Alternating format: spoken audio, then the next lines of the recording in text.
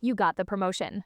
Real one, the kind that comes with a new title on a business card, a calendar invite from HR, and a number, a specific negotiated, finally this is happening number, that lands in your checking account for the first time on a Friday and produces a feeling you have been working toward for approximately 2 years. 12%. 15, if you negotiated well.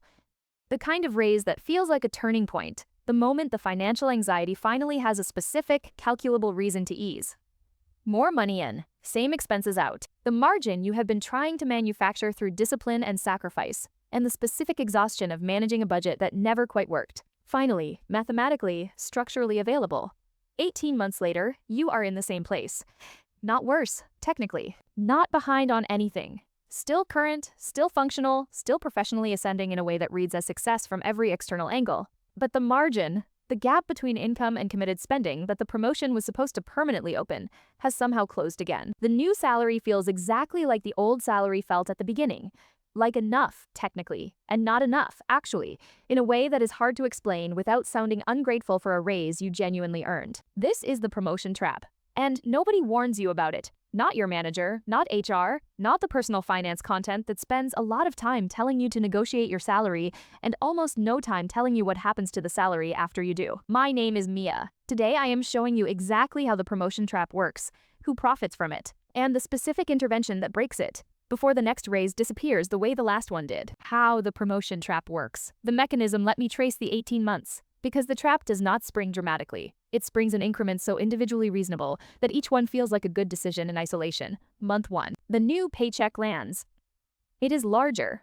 The brain registers larger as safer. The specific vigilance that a tight budget requires.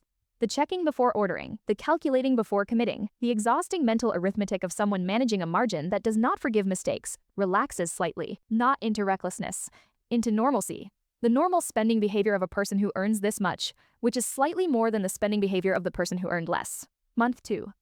The apartment lease is up. The old apartment was calibrated to the old salary.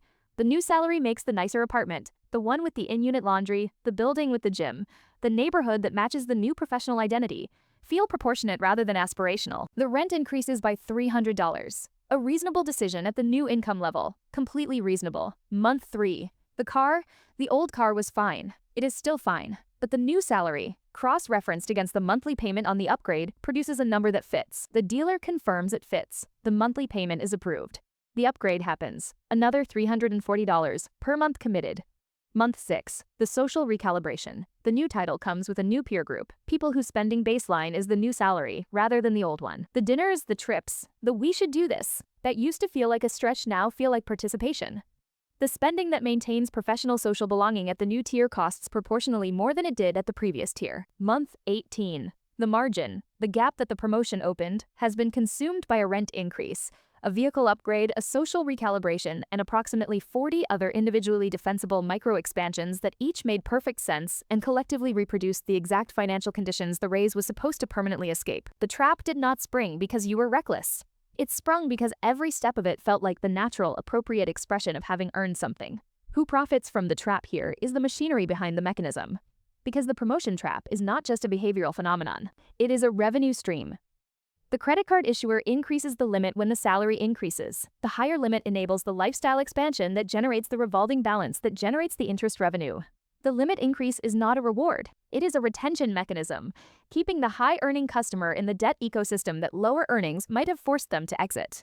The automobile financing industry specifically targets income transition moments. The new job, the promotion, the raise, because the income increase, produces a willingness to commit to a higher payment that the previous income would have resisted. The dealership knows the new salary before the conversation starts.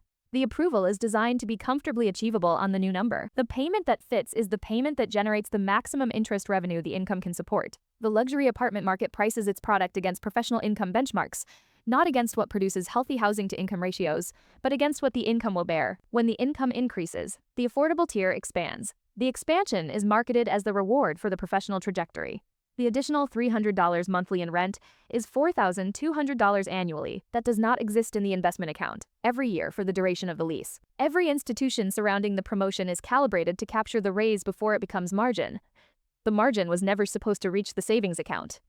The promotion trap is the collection mechanism. The intervention, before the next raise lands. Here is the specific action that breaks the trap, not a restriction. A sequence, executed in the 72 hours after the new paycheck first arrives, before the lifestyle has recalibrated, before the brain has normalized. The new number, before the permission slip the raise produces gets issued to every spending category simultaneously. The 72-hour rule. The moment the first new paycheck arrives, before a single lifestyle decision is made with the new income, redirect 50% of the net raise increase to an automatic savings or investment transfer. Mechanics. Calculate the net raise, the after-tax monthly increase produced by the promotion.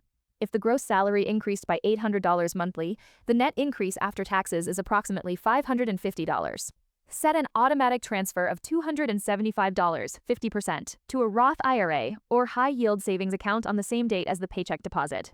Before the new rent, before the vehicle conversation, before any spending decision that the raise enabled, the remaining $275 is the lifestyle allocation, the portion of the raise that genuinely rewards the promotion and funds the proportionate quality of life improvement that sustainable motivation requires, not zero lifestyle expansion.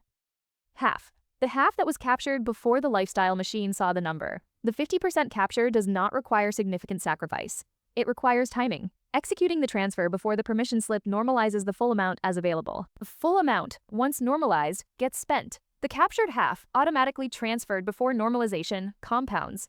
Over 5 raises across a 10-year career, each producing a $275 monthly captured contribution. The compounding produces approximately $220,000 in additional retirement wealth at 7% average annual returns. From raises.